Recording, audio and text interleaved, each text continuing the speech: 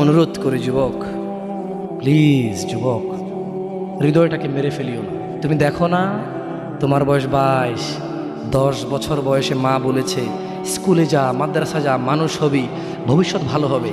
তুমি শোনোনি cricket, football, cinema, নাটক, কোথায় বিয়ে, কোথায় গায়ে হলুদ, গান বাজনা বাজিয়ে তোমার জীবন কাটাই দিছো।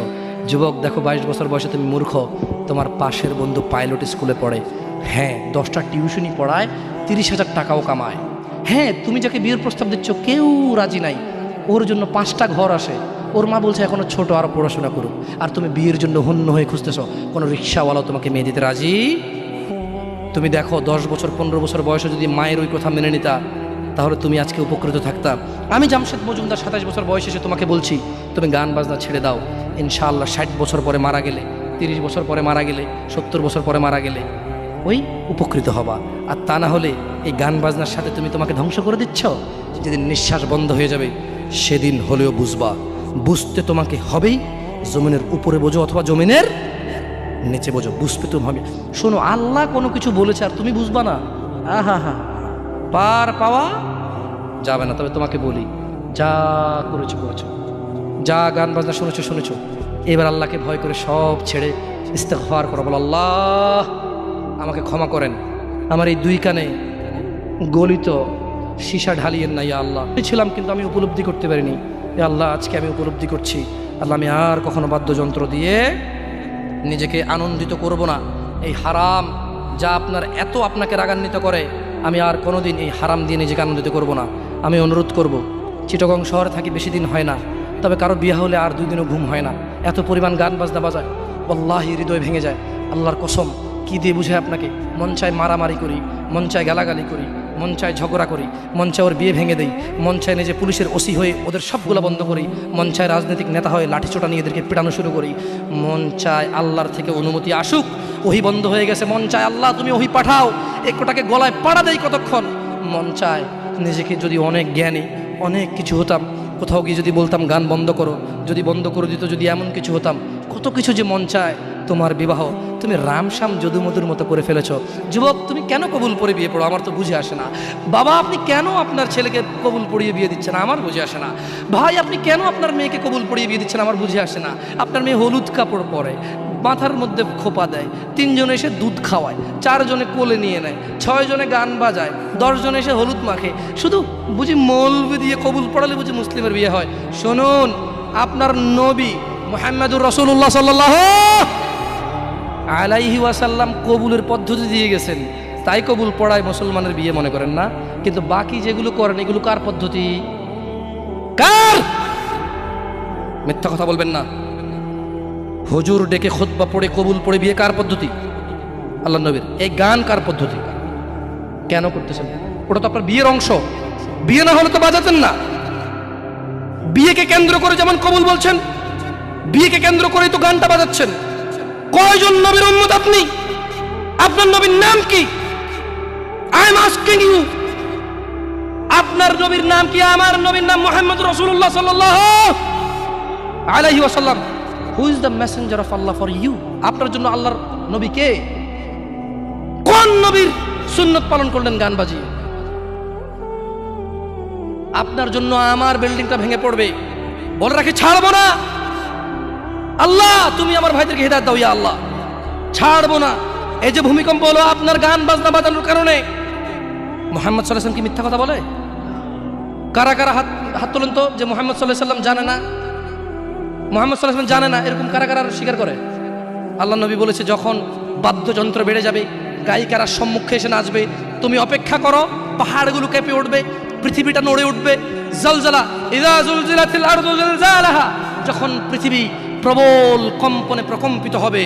ওয়া খারাজাতিল আরদু আসকালাহা, যখন এই মাটি তার ভিতরে যা আছে একদম লাথি মেরে বের করে দেবে, লাশ হোক আর যাই হোক, মাটি বলবে যে বের হও, বের হও আমার থেকে, বের হও, আমি তোর আর কাউকে রাখবো না।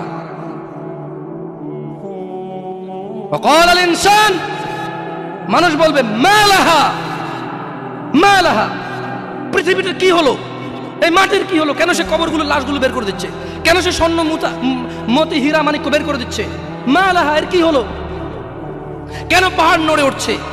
কেন পাহাড় ভেঙে চূর্ণ বিচূর্ণ হয়ে যাচ্ছে? মানুষ বলবে মালাহা, পৃথিবীর কি হলো? বিআন্না রাব্বাকা আওহা লাহা, পৃথিবী এটা করবে বিআন্না রাব্বাক, কারণ তোমার প্রতিপালক আওহা লাহা পৃথিবীকে আদেশ করেছে। আপনি গান শোনেন, আমি শুনি না, আপনি গান বাজান, আমি বাজাই না। যখন চিটাগং নড়ে উঠলো ভূমিকম্পে, আপনার বাড়ির সাথে আমার বাড়িটাও নড়ছে।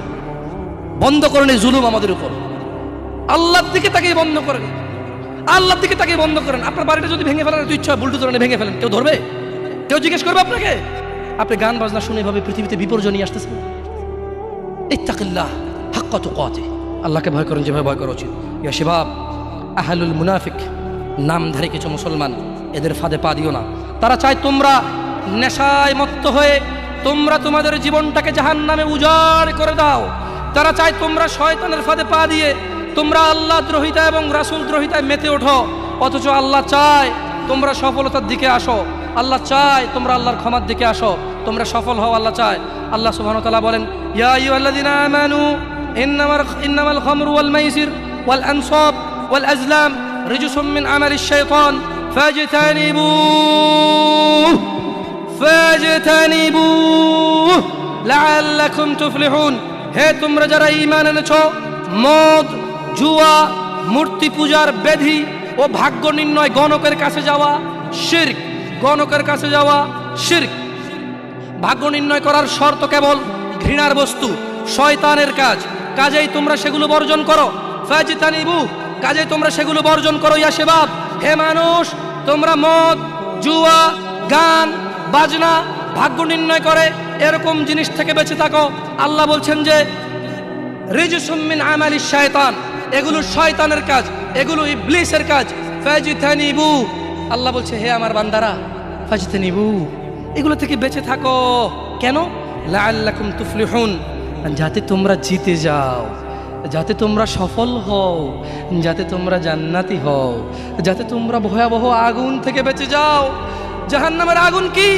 নাযাআতাল লিশশাওয়া, চামড়া খসে দেবে, এটা হচ্ছে জাহান্নামের আগুন। জাহান্নামের আগুন থেকে বাঁচার দরকার আছে না নাই?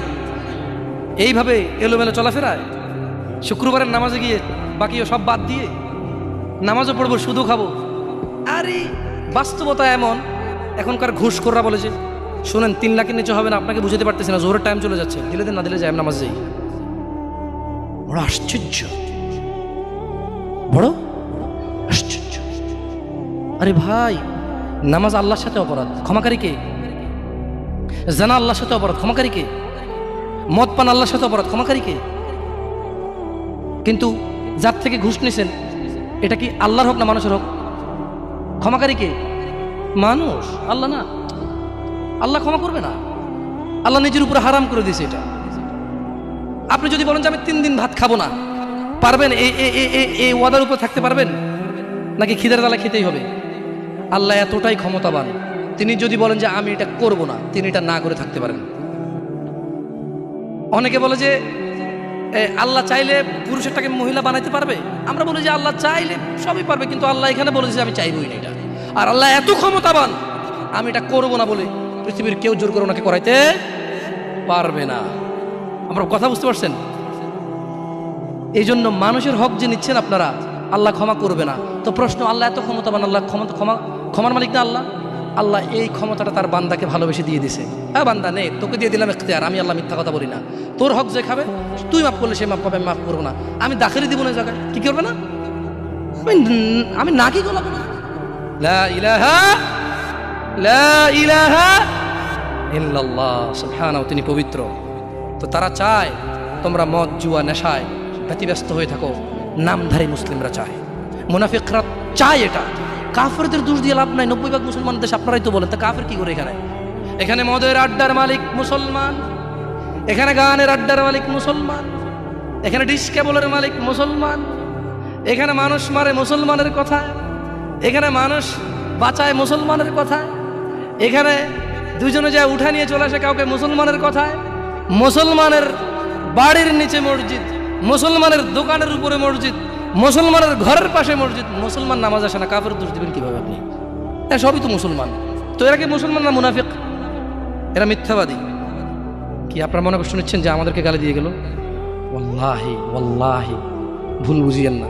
আমি এই কথাগুলো বলে বুঝাতে চাচ্ছি, আপনি যে নামাজ পড়েন না, এটা ছাড়া বিকল্প নাই। আমি বলি না যে আপনি খারাপ জাহান্নামে চলে যাবেন, না। আপনার মালিক কে? তিনি যদি আপনাকে জান্নাত দেয় ক্ষমা করে, কেউ ঠেকাইতে পারবে? কিন্তু মনে রাখবেন, তিনি মিথ্যা কথা বলেন না। তিনি বলে দিয়েছে তিনি কাদেরকে জান্নাত দেবে। উনি পৃথিবী পরিচালনা করেন একটা নিয়ম শৃঙ্খলায়। কিভাবে? একটা নিয়ম শৃঙ্খলায়। বুঝে আসছে না? আসে নাই? যাই হোক, ইবনে আব্বাস রাদিয়াল্লাহু আনহুমার বর্ণনায় রাসূল সাল্লাল্লাহু আলাইহি সাল্লাম বলেন, আল্লাহ তাআলা মদ, জুয়া, তবলা, সারেঙ্গি হারাম করেছেন। তিনি আরও বলেন, নেশাগ্রস্ত করে এমন প্রত্যেক বস্তু হারাম। মুসনাদে আহমদ ও আবু দাউদ এসেছে। এছাড়াও বহু প্রমাণ ও নির্ভরযোগ্য হাদিস রয়েছে যাতে গান, বাদ্যযন্ত্র হারাম ও নাজায়েজ বলা হয়েছে। এই ব্যাপারে বিশেষ সতর্কবাণী রয়েছে ও কঠিন শাস্তির ঘোষণা করা হয়েছে। রাসূলুল্লাহ সাল্লাল্লাহু আলাইহি সাল্লাম বলেছেন, আমার উম্মতের মধ্যে এমন সম্প্রদায় হবে যারা জানা, ব্যভিচার, রেশমি কাপড় ব্যবহার, মদ, পান ও গান, বাদ্যকে হালাল করবে। আপনি আপনি আপনি খেয়াল করে দেখেন, আল্লাহ নবী ভবিষ্যৎবাণী দিয়ে গেছে যে আমার উম্মতের মধ্যে এমন কিছু লোক বের হবে যারা দাঁড়িয়ে থাকবে, 60 বছর বয়স হবে, মসজিদের সভাপতি হবে, স্কুলের সভাপতি হবে, অথবা কোনো পতিই হইল না, কারো পতিই হইল না, এমনি মানুষ ভিক্ষা করে হলো বিয়ে করে গান বাজার ব্যবস্থা করবে। ভিক্ষা করে হলো গান বাজার কি করবে? ব্যবস্থা করবে। না, নাহলে তাকে বিয়ে হচ্ছে না। নাহলে কি হচ্ছে না? বিয়ে হচ্ছে না। ওয়াল্লাহি যত পোলা তার বিয়েতে গান বাজা, বাবা জীবিত, এই বাবা দায়ী। যদি ওই বাবা বিয়েতে উপস্থিত থাকে, বাবা ছেলেকে ডাইরেক্ট বলবে, শোনো, তোমার যৌবন আছে, তোমার ইনকাম আছে, তোমার ক্ষমতা, তুমি গান বাজনা বাজাবা। আমি বাবাকে আল্লাহ ক্ষমতা দিছে, আল্লাহকে আমি রাজি থাকবো না, তোমার বিয়ে হবে না। মেয়েকে বলবেন, তোর বিয়ে হবে না, তুই গায়ে হলুদে যাবি? মানে আমি খালি এখান থেকে সরে যাই আর বলবো যে এইটা আমি বিয়েতে থাকবো না।